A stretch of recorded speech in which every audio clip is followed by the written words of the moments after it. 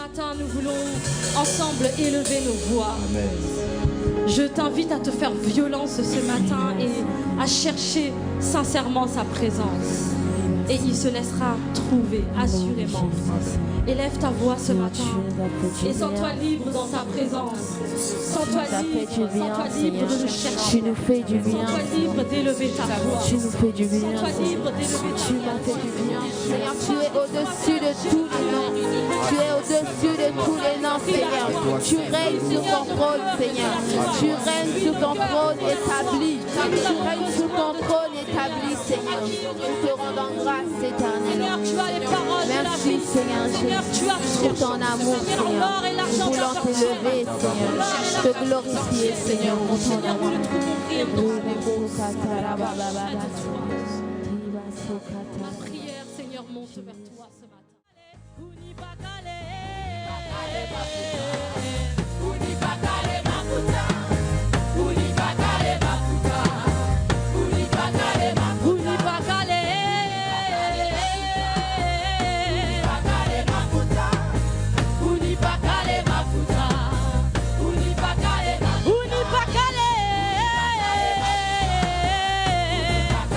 Mafuta,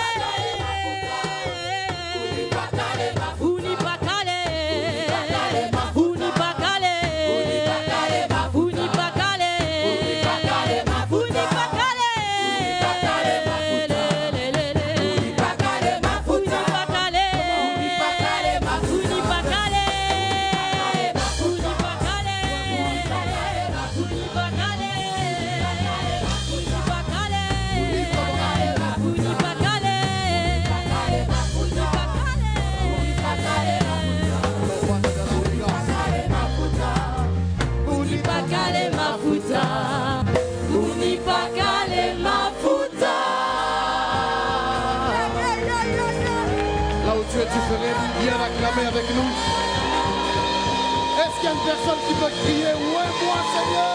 Oins-moi, Seigneur. Acclame le Seigneur là où tu es. Pourquoi pas avec des cris de joie? Pourquoi pas avec des danses? Pourquoi pas en sautant? Pourquoi pas en courant? Yes, yes, Pourquoi yes, pas? yes.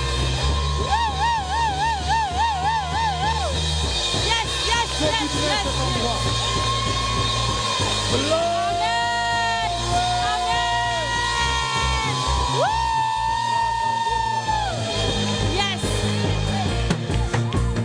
Alléluia. Est-ce qu'on peut donner 2 fois un amen à Jésus? Amen. Amen. Alléluia. Unipaka le mafuta. On a des swahiliphones ici. Ça veut dire oins-moi. Oins-moi. Oins-moi, Seigneur.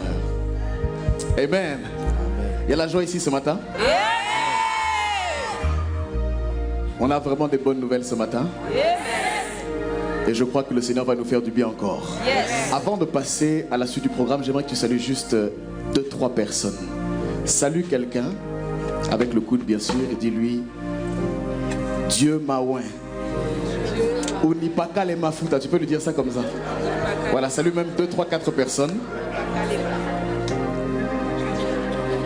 Déplace-toi dans la salle. Dans la joie. Dans sa présence. Tu peux lui dire Unipaka le mafuta. Ça ne sera pas mauvais. Salut quelqu'un dans la joie. Amen, amen. Alléluia. Amen, amen. Alors, avant que nous puissions nous reprendre nos places, le programme va aller assez rapidement. On aura 2 interventions ce matin, raison pour laquelle on va vraiment tout faire pour aller droit à l'essentiel et droit au but. Amen. Bien sûr, nous voulons rendre grâce à Dieu pour la journée d'hier et je n'aurai jamais assez de temps. Oui, on peut acclamer vraiment le Seigneur pour ça. On peut vraiment bénir Dieu avec toutes nos forces. Nous croyons. Nous croyons. Et ce sont les pères qui nous l'ont dit, que le Saint-Esprit était à l'œuvre et que ça s'est bien passé selon Dieu.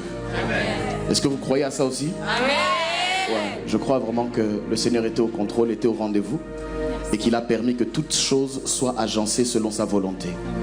Encore une fois, nous voulons vraiment bénir Dieu. Je ne voulais pas prendre trop de temps, mais je tenais à apprécier véritablement les déplacements, les sacrifices qui ont été consentis par plusieurs d'entre vous, par les pères dans la foi qui avaient d'autres programmes qui se sont dérangés. Je tenais à le dire personnellement, je tenais à saluer les sacrifices qui ont été consentis par les familles, par les proches.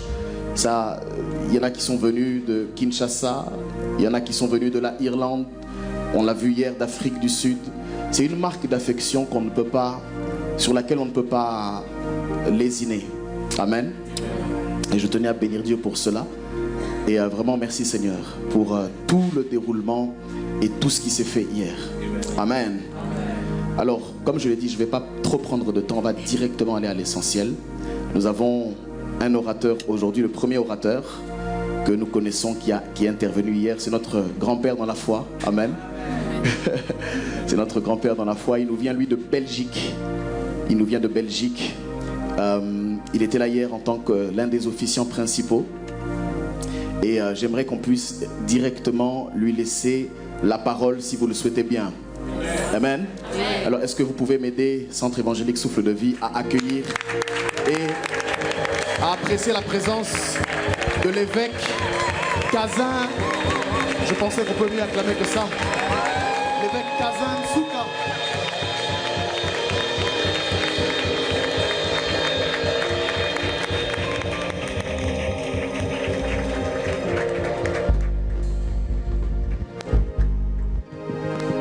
Amen. On peut s'asseoir parce qu'on était déjà dans la présence de Dieu. On a senti l'onction au travers de l'adoration. Ce qui fait que Jésus-Christ est déjà présent à notre rendez-vous de ce matin. Que Dieu soit loué. Et puisque nous sommes dans l'obligation de respecter l'heure. Donc nous allons partager la parole de Dieu. Un sujet que j'ai médité. Et par ma méditation, le Seigneur m'a donné quelque chose que je devais partager avec vous. J'ai été touché par cette adoration que vous venez de faire. C'est-à-dire que l'Esprit de Dieu m'a beaucoup plus parlé au moment où j'adorais le Seigneur, ici même. Et donc, j'aimerais bien qu'après ma prière, après mon exhortation, que nous puissions revenir encore sur cette adoration afin de nous embarquer dans la prière. Amen.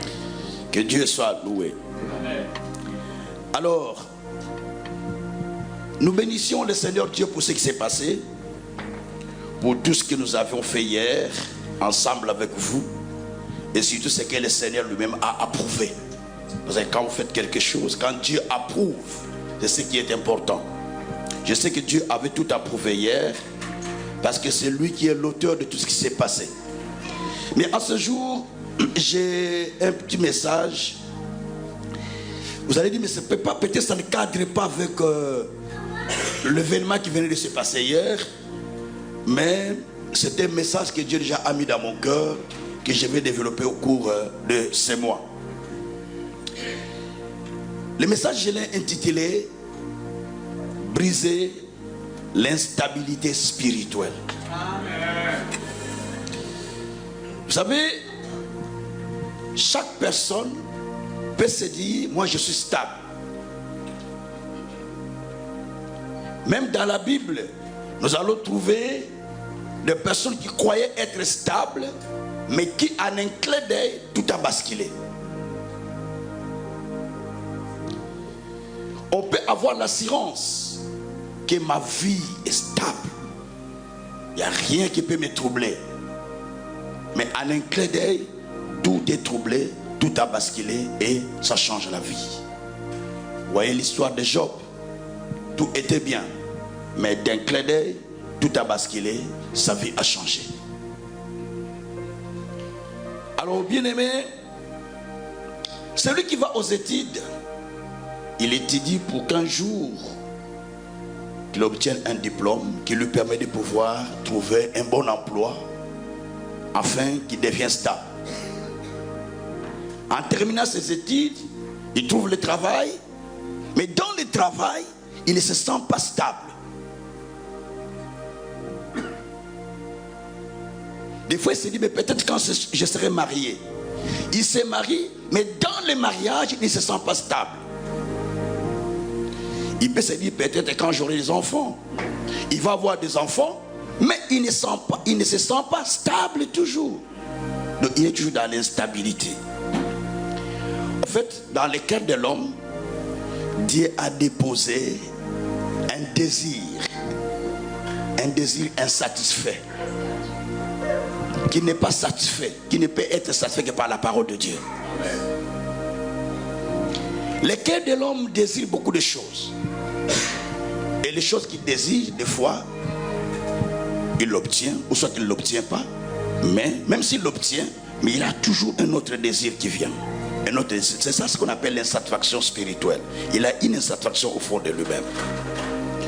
Que Dieu soit loué. Amen. Mais Dieu n'a pas créé l'être humain pour lui laisser instable. Dieu a créé l'être humain pour le rendre stable. La Bible dit ceci dans le livre de Genèse. Et j'aimerais bien que vous ayez l'habitude d'écrire beaucoup de versets, parce que je prêche beaucoup avec des versets dits et des versets lits. Vous allez voir dans Genèse, au chapitre 2, après que Dieu a créé l'être humain, la Bible dit qu'il créa l'homme à sa ressemblance, ainsi de suite. Mais chapitre 2, versets 8 et 15, Dieu a placé l'homme dans le jardin d'Éden pour les cultiver et pour les garder. Dieu a placé l'homme dans un espace où il devait être stable, où il devait dominer. Un jardin d'Éden veut dire jardin de plaisir, un endroit de plaisir extrême, un endroit de bonheur. Mais dans cet endroit-là, où il devait jouir du bonheur, l'ennemi est venu pour le séduire. En les séduisant, l'homme et la femme ont perdu les jardins. Ils ont perdu la stabilité. La Bible dit qu'ils ont péché et ils ont perdu la dignité qu'ils avaient. C'est la raison pour laquelle d'ailleurs Dieu nous a envoyé son Fils unique Jésus-Christ, afin quiconque croit en lui ne périsse point mais qu'il ait la vie éternelle. En fait, en acceptant Jésus comme Seigneur et Sauveur, nous reprenons l'image initiale avec laquelle Dieu nous a créés. Dieu soit loué. Alors, Dieu, dans son objectif qu'il est en train de poursuivre pour nous, en nous prenant, en nous amenant en Christ, c'est pour nous rendre stables. Ésaïe 53, verset 6, la Bible dit que nous étions errants comme de brebis. Nous étions tous errants, ça et là, comme des brebis. Mais Dieu, par Jésus-Christ, il nous a stabilisés. Par Jésus-Christ, il nous a rendus stables. L'instabilité dont je parle, c'est une instabilité spirituelle. En fait, tous les problèmes qu'on a dans ce monde, ça commence par le monde spirituel. Parce que la Bible dit dans Ephésiens 1, verset 3, nous sommes bénis de toutes sortes de bénédictions spirituelles dans les lieux célestes en Jésus-Christ. Donc Dieu nous a bénis de toutes sortes de bénédictions qui sont spirituelles, mais dans les lieux célestes. Et le diable, voyant que Dieu nous a bénis, donc le diable, qu'est-ce qu'il fait? Il cherche à tout prix à déstabiliser notre équilibre de foi. À tout prix à déstabiliser la vie du croyant, afin qu'il puisse rater la destinée, qu'il puisse rater ce qui lui était préparé par le Seigneur. Mais il n'a pas vaincu, parce que Jésus-Christ est puissant que lui. Que Dieu soit loué.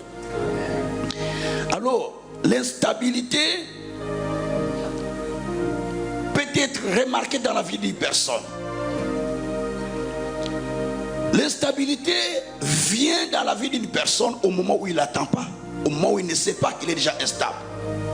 Mais il rentre dans l'instabilité sans le savoir. Tout cela sont des choses, des événements qui arrivent dans la vie de l'être humain. La Bible dit dans Apocalypse chapitre 12, verset 12, malheur à la terre, car le diable qui troublait le ciel est déjà descendu sur la terre. Pour troubler la terre, bien sûr. Donc le diable est descendu sur terre pour troubler la terre. L'objectif de Satan, c'est de troubler la terre. Je dois vous dire que la terre, le monde où nous vivons n'est pas stable. Vous n'allez pas me faire croire le contraire, parce que la Bible le dit. Dieu dit, le monde est dans les tremblements, ce que dit les Écritures. Le monde est dans les ténèbres, Ésaïe 60, verset 1 d'ailleurs, jusqu'à 3. Lève-toi, sois éclairé, car ta gloire arrive. La terre entière est couverte par les ténèbres. Le monde est dans les ténèbres. Le monde est dans des guerres, le monde est dans des crises, le monde est dans beaucoup de difficultés. Même quand on se dit, mais c'est la démocratie, tout va bien. Ben, c'est la démocratie, mais la démocratie amène aussi beaucoup de problèmes. Ah, le monde est instable. Tout ça, c'est un signe de l'instabilité dans la société dans laquelle nous vivons. Mais nous pouvons devenir stables si nous demeurons dans la vérité que Dieu dit. Mais si nous voulons vivre comme les mondains, comme ceux qui ne connaissent pas le Seigneur Jésus-Christ, notre vie sera instable. Mais si nous désirons vivre comme la parole de Dieu, quel que soit ce qui arrive, mais nous arriverons à nous stabiliser. Parce que la parole de Dieu, elle est stable elle-même. Que Dieu soit loué. Alors, bien-aimés, Dieu veut que nous soyons stables. Vous pouvez comprendre que celui qui troublait le ciel et descendait sur terre. À combien plus forte raison l'instabilité ne sera pas manifestée sur cette terre? Parce que celui qui troublait le ciel est descendu sur terre. Si au ciel n'a pas craint, il a troublé. Il a même séduit les anges qui sont partis avec lui. combien plus forte raison sur cette terre ne se donnera-t-il pas les humains qui sont sur cette terre? Voilà, donc nous vivons dans un moment où nous avons besoin de nous asseoir sur la parole, de nous asseoir sur les Écritures, afin d'éviter de tomber dans l'instabilité qui est spirituelle. Que Dieu soit loué. Alors je vais prendre quelques versets que je vais lire. Un texte de Genèse 4. Un homme qui a réclamé à Dieu que l'instabilité qu'il lui a donnée, c'était trop dur à supporter. Mais oui, vous savez qu'il y a un homme qui a dit ça, que ce qu'il lui a donné là, l'instabilité là, c'est trop dur à supporter. Mais je vais le lire. Mais ce n'est pas vraiment dire l'instabilité, mais il a expliqué d'une autre manière. Mais je vais le lire. Genèse chapitre 4. Vous connaissez l'histoire d'ailleurs. Genèse chapitre 4. Nous sommes au verset 12. Genèse 4, 12.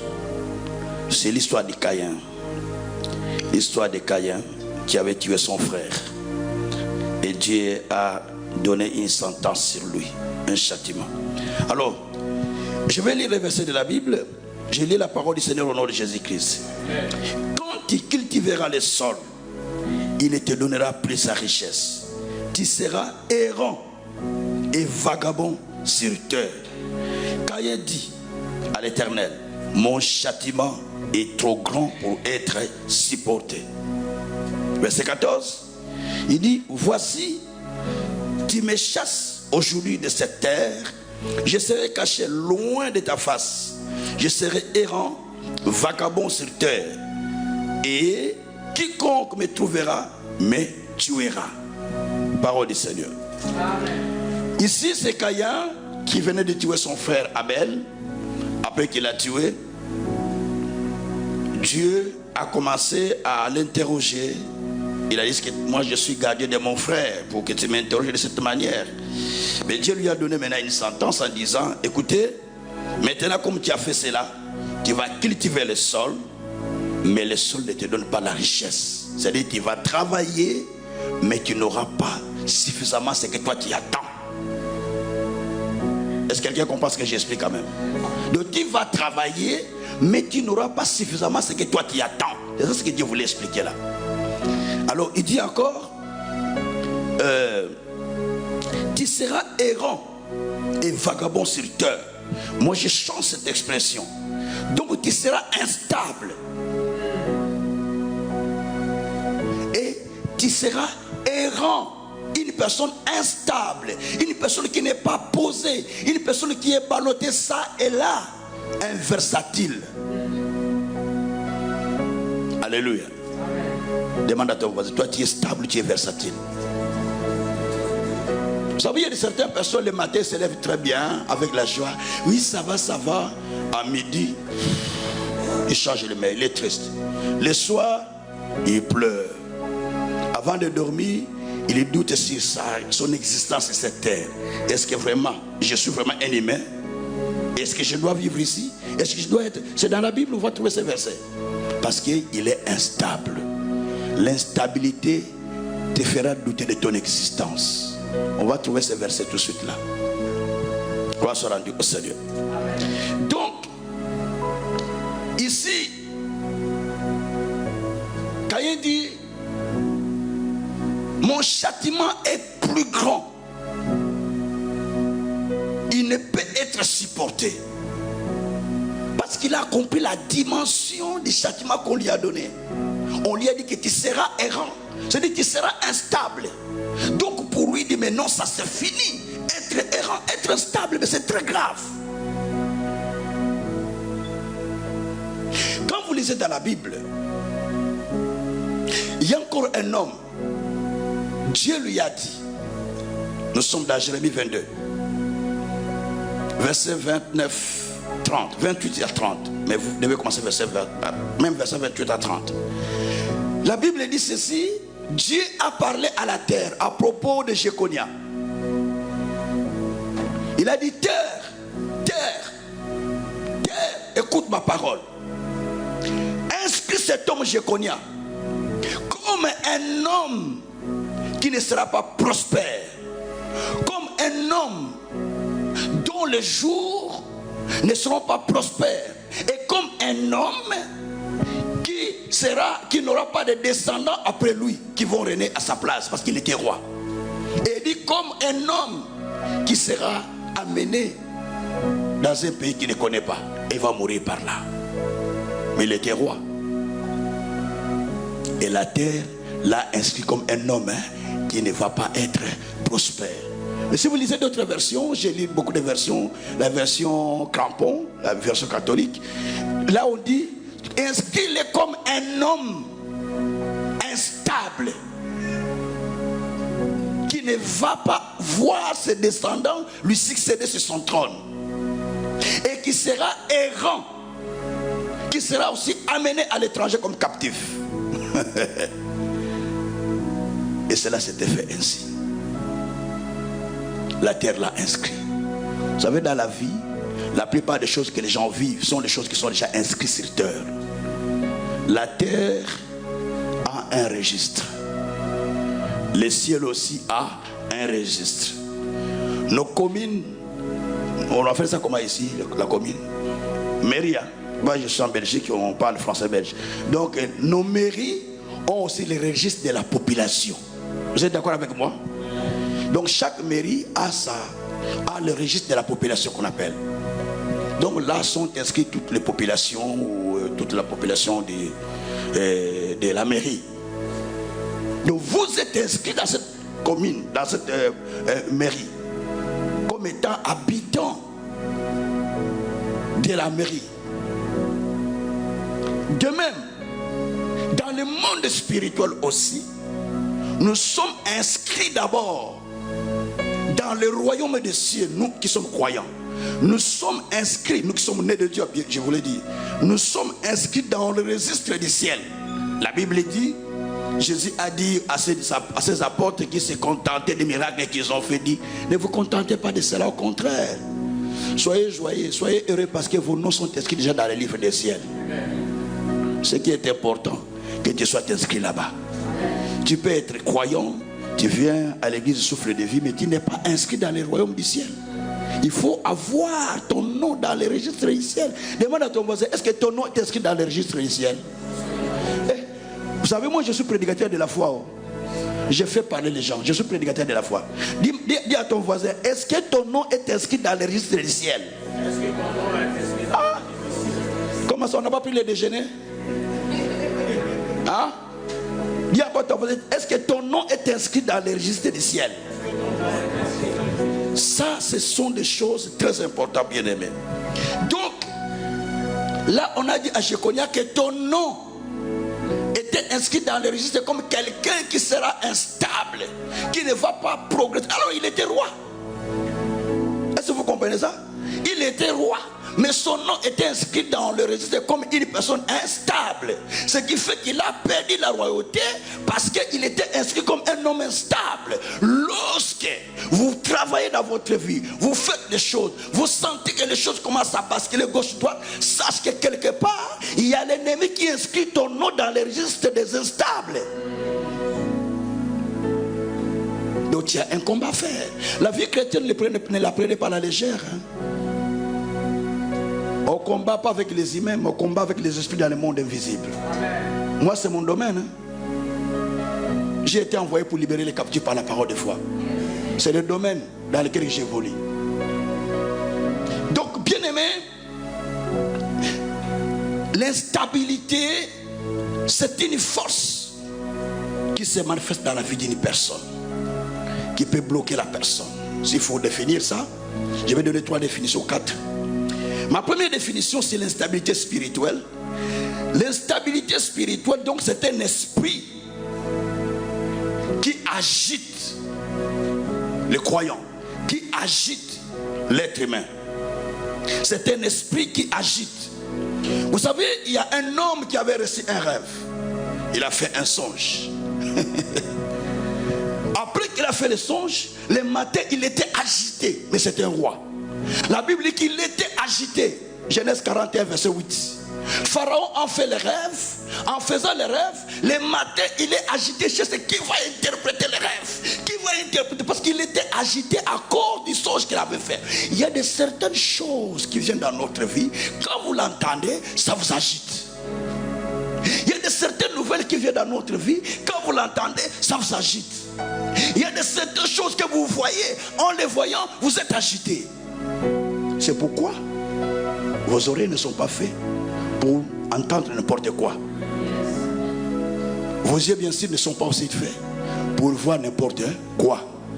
Et votre bouche ne vous a pas été donnée pour dire n'importe quoi. Donc il faut une discipline dans tout domaine. Disciplinez la bouche, disciplinez vos oreilles, disciplinez vos yeux. Et les choses peuvent changer. Alors, l'instabilité spirituelle, donc, c'est une force, c'est un esprit qui agite l'homme, qui dérange l'homme, ou l'être humain si vous voulez bien, pour qu'il ne soit pas calme, pour qu'il ne soit pas tranquille, comme on le voit avec le roi Pharaon. Dieu soit loué. Donc l'instabilité aussi, c'est un esprit qui rend la personne errant. Il n'est pas fixé à l'endroit qu'il doit être. Il est ça et là, ça et là, ça. C'est le cas de Caïn. Mais Dieu a dit de David, il a dit à David d'ailleurs, nous sommes dans 2 Samuel 7, verset 10 à 11. Il a dit, j'ai donné une demeure à mon serviteur David, à mon peuple d'Israël. Je l'ai planté pour qu'il ne soit plus agité, que l'ennemi ne puisse pas l'opprimer. Il a dit, j'ai donné une demeure à mon serviteur David pour qu'il ne soit plus agité, qu'il ne soit pas opprimé. Je déclare pendant que je prêche que Dieu donne une vie stable à quelqu'un afin qu'il ne soit plus agité et qu'il ne soit plus opprimé au nom de Jésus-Christ. Merci Seigneur. Donc, l'instabilité n'a pas de respect à l'égard d'un pasteur, d'un apôtre, d'un bishop, d'un archibishop. Ça peut toucher tout le monde. Job était intègre. Dieu l'a témoigné qu'il était un homme intègre. Mais Job a vécu une période de l'instabilité à tel point que si on te dit de vivre comme Job, tu ne vas pas accepter. Parce que l'instabilité, quand elle vient, elle embrasse tout. Elle vous emporte. Dans la Bible, il y a beaucoup de cas de personnes instables. Que Dieu soit loué. Salomon, l'homme de la sagesse, l'homme sage, dont témoigne la Bible, dont témoignent les gens. Mais à un moment, quand vous lisez 2 Rois 11, la Bible dit que Salomon était devenu agité. Son cœur s'est penché vers les femmes étrangères. À tel point qu'il a commencé maintenant à créer des temples de dieux étrangers par-ci par-là. Parce que vous savez que Salomon avait 700 femmes. 700 femmes c'est facile. Déjà un pour gérer c'est divisé 700 c'est facile. 700. Hein? Et puis pas seulement 700, 300 concubines. Il faut gérer 700 femmes à la maison, plus 300 concubines. Il faut avoir 1000 appartements. Et l'année à 365 jours, non? Donc il y a certaines femmes qui ne voyaient même pas Salomon. La Bible dit que son cœur se dirigea vers ces femmes. Et la Bible dit que il a commencé à construire pour chacun de ces femmes des maisons de leur Dieu. Et il a abandonné son Dieu pour commencer à adorer le Dieu de ces femmes. Mais on parle de Salomon, c'est un homme sage, n'est-ce pas? C'est ce que dit la Bible. Mais il avait ses problèmes. C'est la raison pour laquelle d'ailleurs Dieu voyant cela et dit, ah tu as fait ça, ok, moi je te prends la royauté, je la donne à une autre personne. Dieu a pris les 12 tribus, il a pris 10 tribus, il a donné à son serviteur Jéroboam. Et lui, il lui est resté 2 tribus. Dieu dit, je te laisse ces 2 tribus à cause de ton père David qui était fidèle avec moi. Et c'était pour toi-même, j'allais tout prendre. Dis à ton voisin l'instabilité spirituelle. Il y a quoi l'instabilité spirituelle? On parle avec moi l'instabilité spirituelle. Je regarde ma montre, ne vous en faites pas. Alors bien aimé, l'instabilité spirituelle, c'est un esprit, comme je l'ai dit, je le répète, c'est un esprit qui vient vers l'homme pour détruire sa vie, pour le déstabiliser. Et c'est un esprit qui amène l'être humain à faire ce qu'il ne veut pas. L'apôtre Paul a un moment avec l'instabilité spirituelle. Romains 7, verset 15 à 18. Paul dit, ce que je veux, je ne le fais pas. Ce que je ne veux pas, que je déteste, c'est ce que je suis en train de faire. Les biens que je veux, je n'arrive pas à les faire. Mais les mal que je ne veux pas, c'est ce que je sens que je dois faire. Et je continue à le faire. Il dit, ça, ce n'est pas Dieu.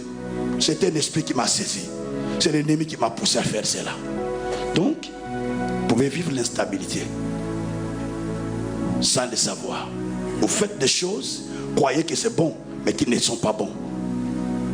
Parce que Paul a vécu la même chose. Mais c'est un grand apôtre, non? Il a posé le fondement. Mais il a vécu ces choses. Dis à ton voisin l'instabilité spirituelle. Et l'instabilité spirituelle, c'est un esprit qui vous fait faire ce que vous ne voulez pas. Quand vous lisez la Bible, vous allez voir dans Luc 8, au verset 29 précisément, il y avait un homme qu'on liait avec des chaînes. Il était un fou. On lui met à la maison. Lui, il ne veut pas rester à la maison, il veut rester au cimetière. La Bible dit qu'on les liait avec les chaînes, mais l'esprit qui l'animait, la Bible dit que cet esprit qui l'animait, donc rompait les chaînes et l'entraînait à aller au dehors dans les cimetières. L'esprit l'entraînait. La Bible dit que l'esprit l'entraînait. Qu'est-ce qui l'entraînait? C'est l'esprit qui l'entraînait. Donc l'instabilité, c'était un esprit qui entraîne la personne. Ça t'entraîne dans des choses que tu ne voulais pas faire. Ça t'entraîne dans des pensées que tu ne voulais pas avoir. Ça crée l'instabilité de la pensée. Ça crée des questionnements intérieurs. Ça crée beaucoup de raisonnements. Tu te dis, est-ce que c'est vrai? Est-ce que ce qu'on a dit? Est-ce que ce qu'on a dit c'est vrai? Même si vous partez à l'hôpital, le médecin vous dit, écoutez, dans votre cas, je crois que vous n'avez pas beaucoup de chances de s'en sortir. Mais vous allez croire au diagnostic des médecins, n'est-ce pas? Parce qu'il est scientifique. Vous dites, oui, ce qu'il a dit c'est vrai. L'autre vient à la maison avec tristesse et dit, ah, quoi encore? Ah, une mauvaise nouvelle. C'est quoi encore? Non, mais ce qu'on a dit, le médecin a dit que je n'ai pas beaucoup de jours à vivre parce qu'il y a ça. Tellement que tu crois à ça, tu démerdes à ça, ça te rend instable. Les pensées commencent à s'agiter. Mais je vais mourir dans 6 mois, je vais faire ça. Donc tu deviens instable. Et pourtant, la Bible dit dans Ésaïe 53, verset 4 à 5, il s'est chargé de nos maladies. Il a pris nos souffrances. Par ses maîtrises, nous sommes déjà guéris. Ce n'est pas de l'histoire, frère. Ce n'est pas l'histoire, c'est des choses qui sont vraies. Un de mes pasteurs, il était déclaré cancéreux. Comment on dit? Cancéreux, c'est ça? Donc on a dit qu'il va mourir dans peu de temps. Le pasteur Philo connaît. C'était en 2009. J'ai dit, lui vient d'être consacré puis il va mourir. Sa femme m'a dit, papa, toi tu as consacré mon mari à peine. Vous savez, ce que les gens disent ne sont que les réalités. Mais la vérité ne sort pas des humains, mais la vérité sort de Dieu. Ésaïe 45, verset 23. La Bible dit ceci, je jure par moi-même, c'est Dieu qui dit ça, je jure par moi-même, la vérité sort de ma bouche et ma parole est irrévocable. Frère, des fois je suis prêt de taper, de gifler quelqu'un s'il ne croit pas la vérité. Mais je vous dis ce qui est vrai, je suis reporté. Frère, moi Dieu m'a ramassé quelque part.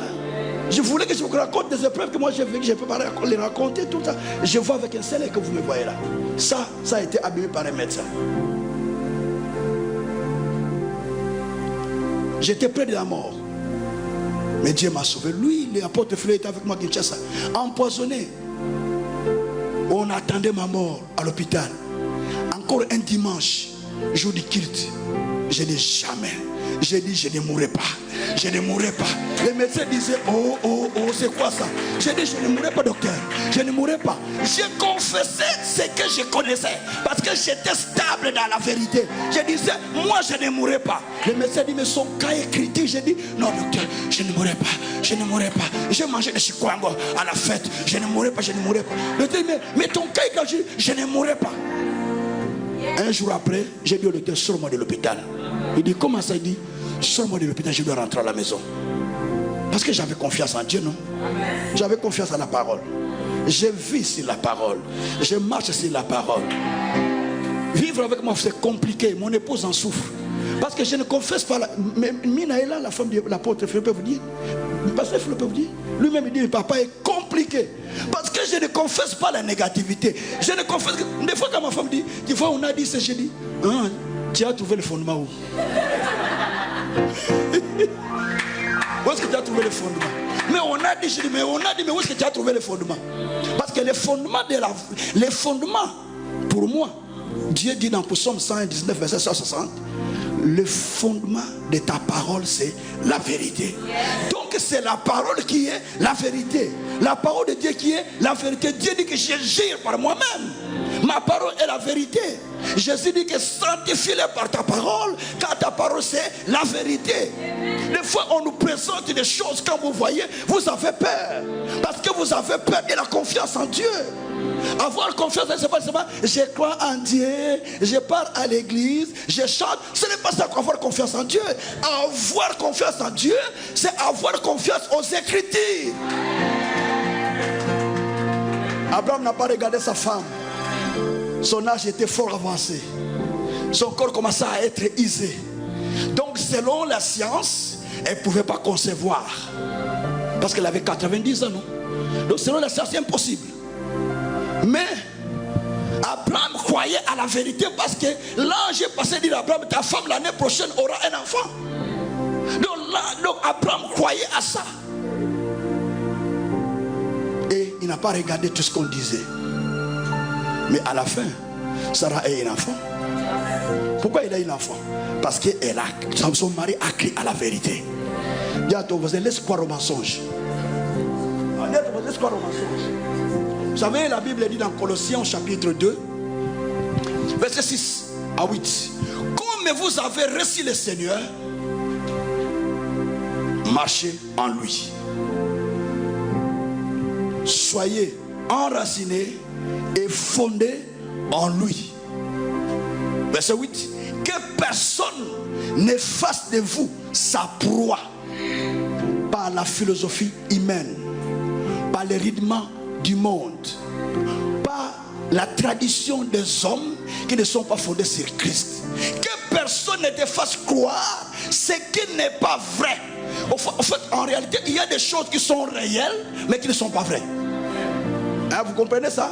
Il y a des choses qui sont réelles mais qui ne sont pas vraies. Moi, quand le médecin m'a dit, vous savez, j'ai été opéré 9 fois, je vous dis 9 fois de cette 9, le médecin a fait une erreur. Je n'avais pas un problème. Je suis allé en Afrique pour prêcher en Guinée. Au retour, et puis je rentre. Quelques jours après, j'ai dit, je ne vois pas bien, il faut que j'aille voir mon médecin. Juste on a fait une petite opération de cataracte. Papa et médecin peuvent vous dire, cataracte c'est simple, vous connaissez ça. Mais quand on est rentré dans la salle, on est resté 3 heures dans la salle d'opération. Ils n'arrivaient plus à faire des choses. J'ai commencé à crier à l'intérieur. Donc c'est comme l'anesthésie n'était plus. Et puis ils ont fait l'opération. Il a coupé la capsule et le fil, puis il a laissé à l'intérieur. Il a refermé l'œil. Donc un jour après, il y avait le gonflement. 2 jours, le sang qui coulait partout. Et ça durait comme ça pendant 1 mois. Le médecin est parti, il ne me voyait plus. Il ne voulait même plus me voir. J'ai dit, mais comment ça? C'est d'autres médecins qui me recevaient. Mais après avoir fait des examens, 4 mois plus tard, les choses étaient toujours à l'intérieur de moi. 4 mois. Et quand je suis allé à l'hôpital, on me dit, mais on sent c'est comme il y a une nerf qui est gonflée, rougie. On ne comprend pas. On a fait la radio, tout ça. On a constaté qu'il y avait des matériels à l'intérieur de mon œil. On dit non, il faut que le chirurgien intervienne rapidement. On fait appel à ce chirurgien, on commence à le blâmer par son chef. Il dit, quel type d'opération que toi tu as fait? Mais ça, si on laisse 2 semaines, le monsieur mourra parce que les nerfs commencent déjà à gonfler. On m'a pris les mêmes jours, les jours suivants, j'étais interné les jours suivants, il fallait faire l'intervention. On a fait la vitrectomie. Et qui était mal fait aussi, par les mêmes médecins. C'est pourquoi il ne fallait pas qu'on impose le même médecin de me refaire les trucs. Mais ça, je vous dis, frère, il a refait, il a encore détruit. Il a coupé ce qu'on appelle iodal, un verre qui est dans l'œil. Et ça a commencé à compliquer. Au bout de 28 jours, on a fait une autre opération. Au bout d'1 mois, on a fait une autre opération. Donc, 9 opérations en une année. Jusqu'au point où, à la fin, juste au mois de juin de l'année passée, on a placé un appareil. J'ai un petit appareil qui est à l'intérieur là. Et j'ai un autre méthode qui est là. Je n'étais pas comme ça. Je vois maintenant avec un système à côté, si je ne vois pas, je vais passer de ce côté ici. Mais je vois que le Dieu que j'ai pris va guérir mon œil. J'ai dit à Dieu, Seigneur, mais toi tu as guéri des malades, tu as ressuscité des hommes, tu as fait beaucoup de choses dans mon ministère, pourquoi pas moi-même? Il faut me le faire pour que je témoigne la grandeur de Dieu. Il a cru que je vais arrêter de prêcher, mais je continue à prêcher. Je suis fier de prêcher la parole de Dieu parce que Dieu est puissant. Ce n'est pas ce qui va m'empêcher. Alléluia. Donc l'instabilité, c'est lorsque vous recevez des choses qu'on vous dit qui ne sont pas fondées sur la parole, cela va vous amener dans l'instabilité.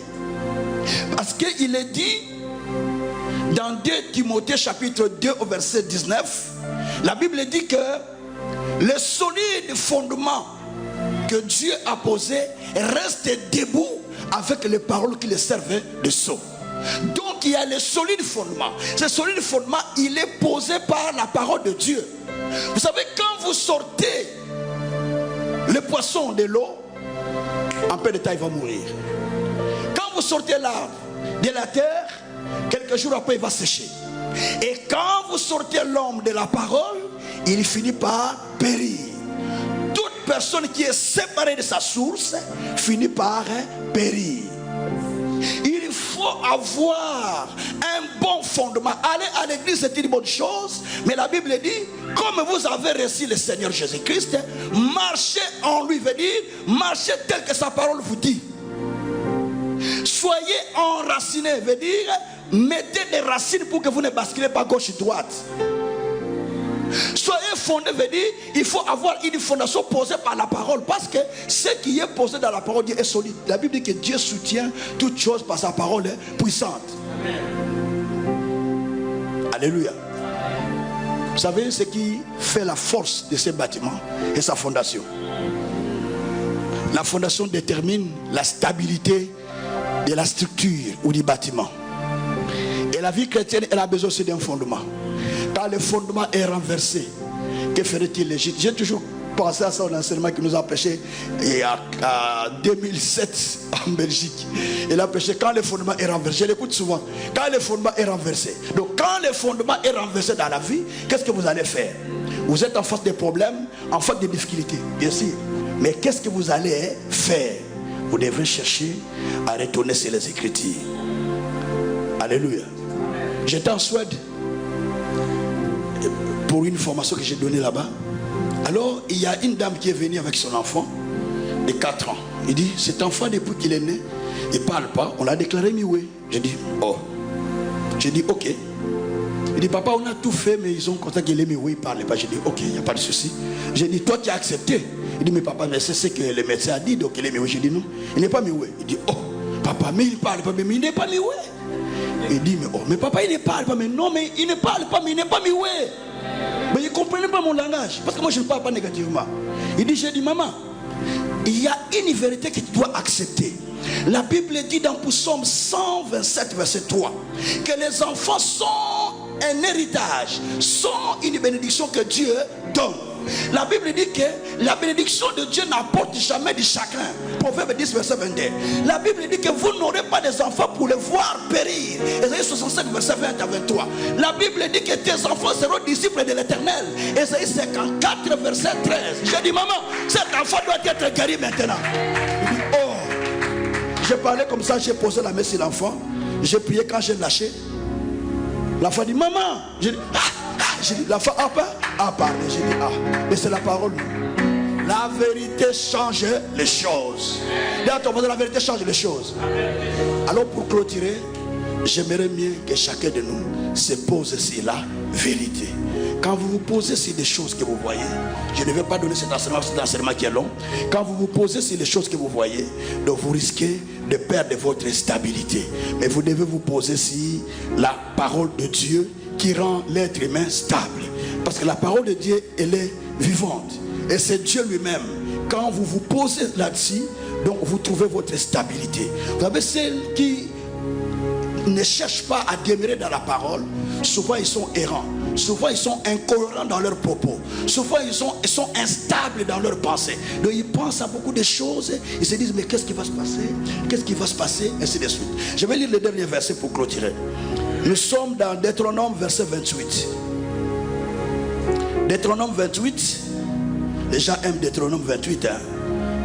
Mais ils aiment seulement 14 versets. N'est-ce pas? Les gens aiment seulement 14 versets dans ces textes.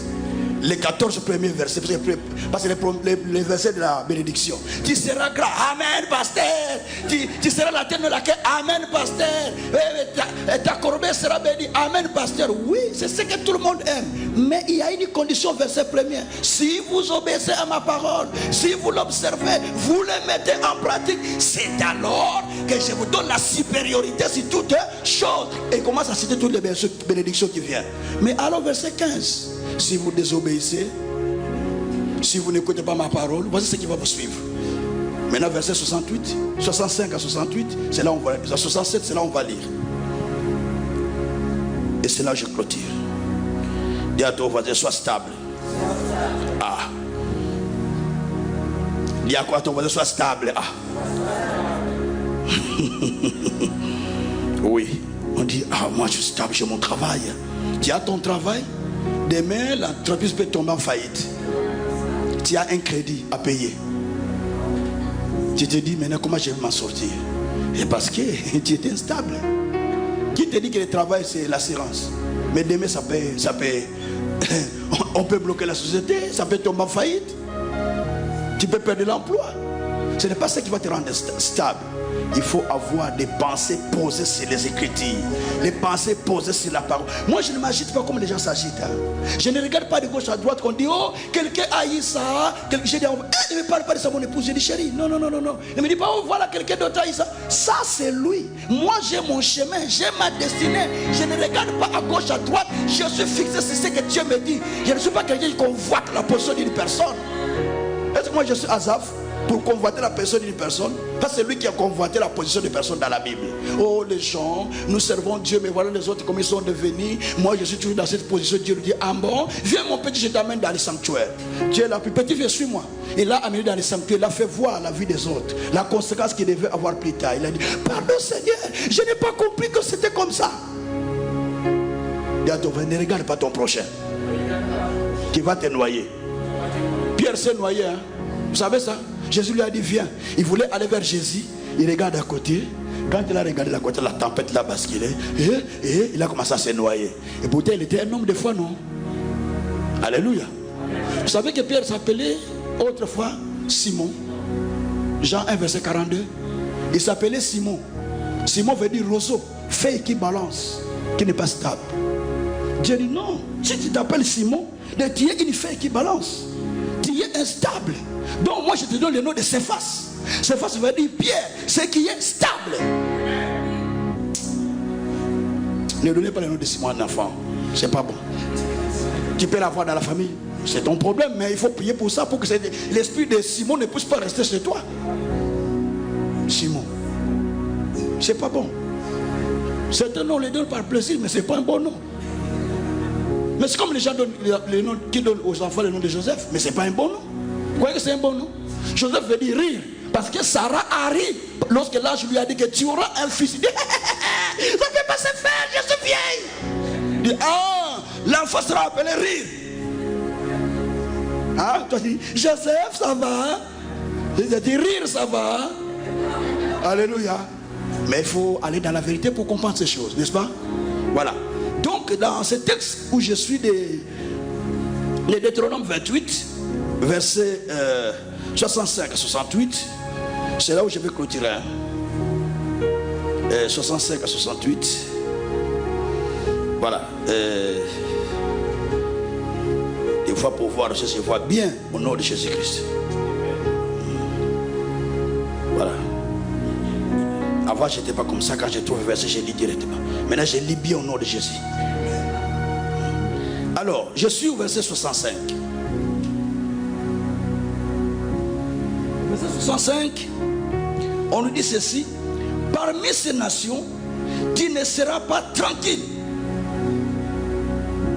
Tu n'auras pas un lieu de repos pour la plante de tes pieds. L'Éternel rendra ton cœur agité, tes yeux languissants, ton âme souffrante. Verset 68. Ta vie sera comme en suspens devant toi. En suspense devant toi. Tu trembleras la nuit et le jour. Tu douteras de ton existence. Vous avez entendu? Tu vas douter de quoi? Tu vas douter de ton existence.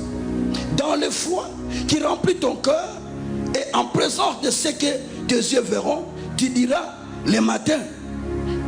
Tu diras le matin, puisse le soir être là. Et tu diras le soir, puisse le matin être là. Parce que tu as l'instabilité. Quelqu'un a compris? Hein? Ici, Dieu parle de ceux qui n'obéissent pas à la parole faite. Parce que vous avez l'habitude quand on vous dit vous serez bénis, amen, vous serez grands, amen. Mais pour que cela s'accomplisse, on doit avoir une vie de l'obéissance à la parole et une vie de foi dans ce que Dieu dit. Tout en enlevant tous ces rythmes du monde, toute la philosophie humaine, tous les raisonnements qui ne se cadrent pas avec les Écritures. Parce que cela va déstabiliser votre vie chrétienne. La vie chrétienne est un style de vie, est un style de vie dynamique en rapport avec la parole de Dieu. Ce n'est pas seulement une vie, je viens, je prie, je rentre, mais c'est un style de vie. Je dis bien, la vie chrétienne, c'est un style de vie dynamique en rapport avec la vérité de la parole de Dieu. Vous n'allez pas dire je suis croyant, je suis chrétien, mais vous ne vivez pas tel que disent les Écritures. Quelqu'un peut dire amen. Vous ne pouvez pas voir Dieu opérer lorsque vous ne croyez pas aux Écritures. En faute des ossements desséchés, Dieu a dit à Ézéchiel, parle devant ces ossements. Ce qui dit, mais ces ossements qui sont dit, mais parle pendant que je parle. Pendant qu'il parlait, il ne parlait pas de ses paroles, mais il parlait de la parole de Dieu. Dit ainsi parle le Seigneur. Il parlait le langage de Dieu. Pendant qu'il parlait le langage de Dieu, il y a eu un mouvement au milieu des os. À chaque fois que vous parlez de la vérité, il y a un mouvement que vous lancez dans votre camp. Et les choses commencent à se rétablir. Vous voulez voir Dieu agir dans votre vie, mais parlez le langage de Dieu. Parlez de la parole de Dieu. Confessez la parole. Vivez comme la parole. Je ne crains rien. Quand même les épidémies sont pas, je dis moi je ne crains rien. Moi je connais en qui je crois. Et je connais en quoi je crois. Ma Bible dit que celui qui est à la montagne de Sion ne dira plus jamais qu'il est malade. Parce qu'il a déjà obtenu le pardon de ses péchés. Ésaïe 33, 24. Je ne crois pas ça. Parce que moi, comme je ne crois pas, ça ne viendra pas. Ça vient à toi parce que tu ne crois pas. Alors moi, ça ne viendra pas. Alléluia. Écoutez ce que dit ce texte que je viens de lire. La Bible dit que parmi les nations, tu ne seras pas tranquille. C'est ça l'instabilité. Tu ne seras pas tranquille. Tu n'auras pas un lieu de repos pour te prendre des pieds. L'Éternel rendra ton cœur agité. Dis à ton voisin, tu as un cœur agité. Pourquoi? Quand tu as l'argent, quand tu n'as pas l'argent, tu es calme. Mais quand la fin du mois vient, dans les banques, oh, c'est déjà arrivé. Tu commences à être agité, acheter des choses que tu avais proclamées pour les mois. Tu ne les as pas proclamées, mais tu achètes. C'est l'esprit de l'agitation. Si tu sors avec ma fille de course, il faut faire attention. Je suis très strict. Je n'achète pas ce que je n'ai pas proclamé à partir de la maison. Même si ça me fait trembler, je dis non, je n'achète pas. Ce n'était pas dans mon programme. Je l'achète le jour où j'ai le programme avec ça. Non, je ne suis pas. Avec mon épouse, quand on part faire des courses, je dis rentre dans le magasin, moi je reste dans la voiture. Je rentre pas avec elle. Non. Parce qu'il prend des choses, il prend pas. Non, moi je rentre pas. Oh papa, la question, je dis, tu payes toi-même. Moi je rentre pas. Mais je dis la vérité. Mais il faut être stable. Je ne suis pas agité. Dieu ne m'a pas donné un cœur agité, mais Dieu m'a donné un cœur posé sur la vérité. C'est pourquoi je ne suis pas agité. Je ne mourrai pas aujourd'hui, je l'ai dit. Oui, je ne mourrai pas. Quand j'ai fait mon anniversaire, j'ai dit Seigneur, je ne mourrai pas. Je vais vivre encore longtemps. Parce que je dois prêcher l'évangile. Alléluia. Parce que vous croyez à des choses et cela arrive. La Bible dit que tu iras à la tombe après une heureuse vieillesse. Mon père n'était pas plus croyant que moi. Il était bien sûr pasteur, mais un pasteur protestant qui n'avait pas la foi comme moi. Il est mort à 5-10 ans. Et moi qui ai la foi plus que lui, je dois mourir la foi pourquoi? Oh, moi je crois ce que disent les Écritures. J'irai à la tombe après une heureuse vieillesse. Après 120 ans, c'est mon souhait, c'est ce qui dit la Bible. Il y a encore Amen. Et parce que la Bible dit celui qui mourra jeune, celui qui mourra, il est encore jeune. Hein? Avant 100 ans, il est encore jeune, non? C'est ce que dit la Bible. Donc il faut être stable. Il ne faut pas que le cœur soit agité. Ok? La Bible dit que tu ne seras pas agité, tu seras agité partout où tu passeras. Tu vas commencer à douter de ton existence, frère. Quelqu'un qui doute de son existence, est-ce que moi vraiment, est-ce que moi, tu te poses des questions, est-ce que moi vraiment, moi, c'est vrai. Tu vas dans les miroirs, tu dis, ça c'est moi vraiment. Ah, non, c'est pas moi. Ah, c'est pas moi. Ah, c'est moi vraiment. Donc tu doutes de ton existence sur la terre. Alors tu vas vivre où? Ta place n'est pas sur terre. Va au ciel. C'est pourquoi Jésus a dit que votre cœur ne se trouble point. Croyez en moi et croyez en Dieu. Car il y a des demeures que Dieu prépare dans les ciels.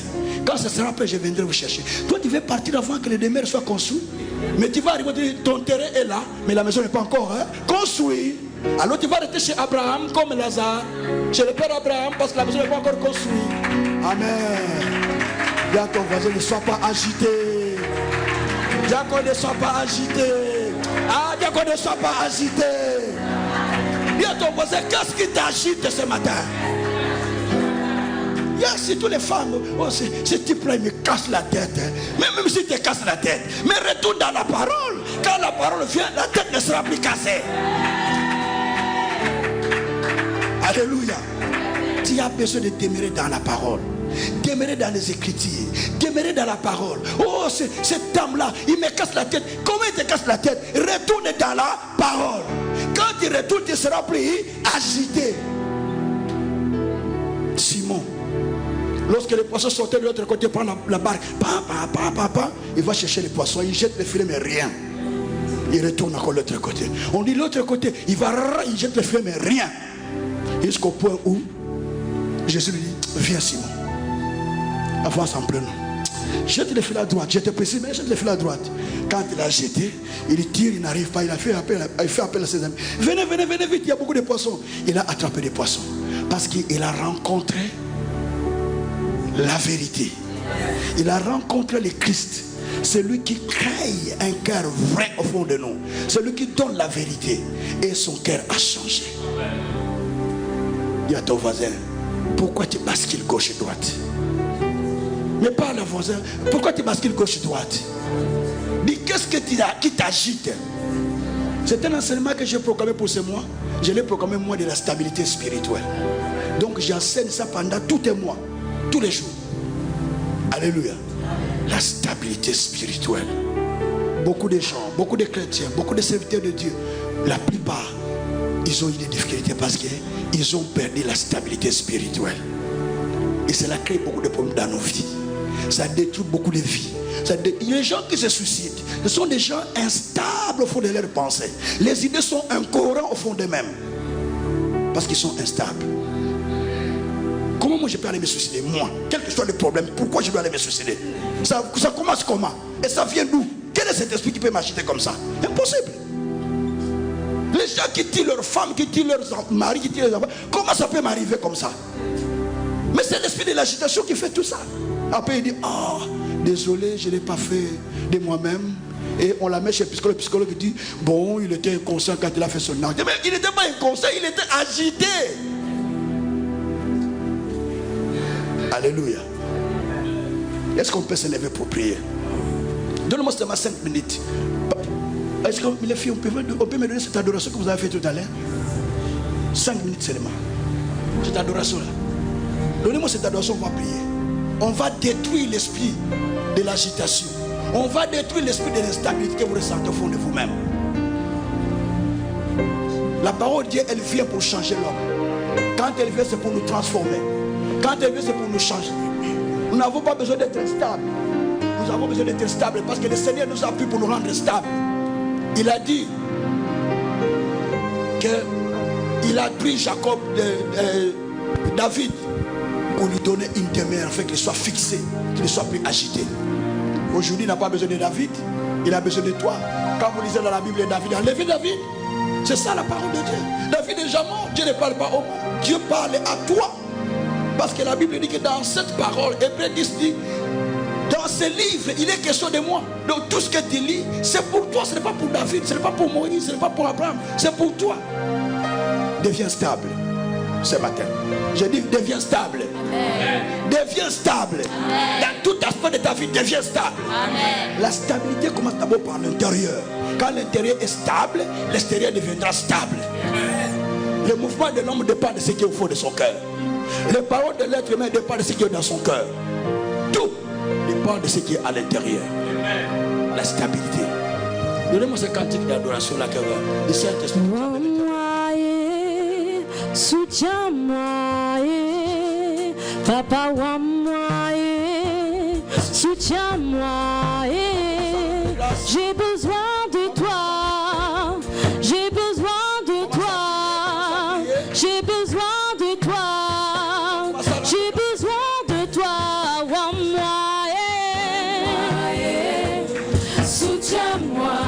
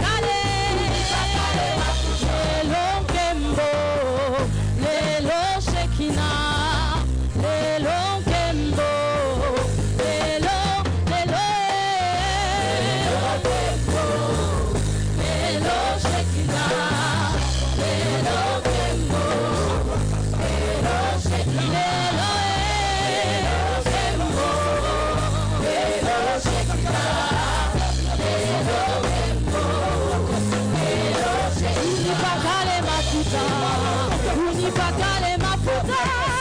Unipakale mafuta. Unipakale, unipakale.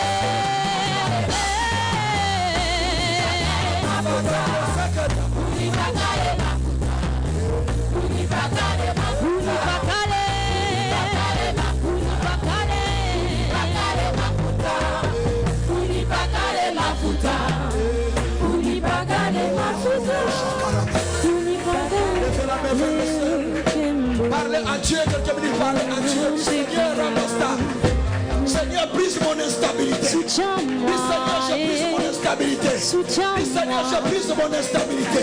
Seigneur, je brise mon instabilité. Soutiens-moi, soutiens-moi,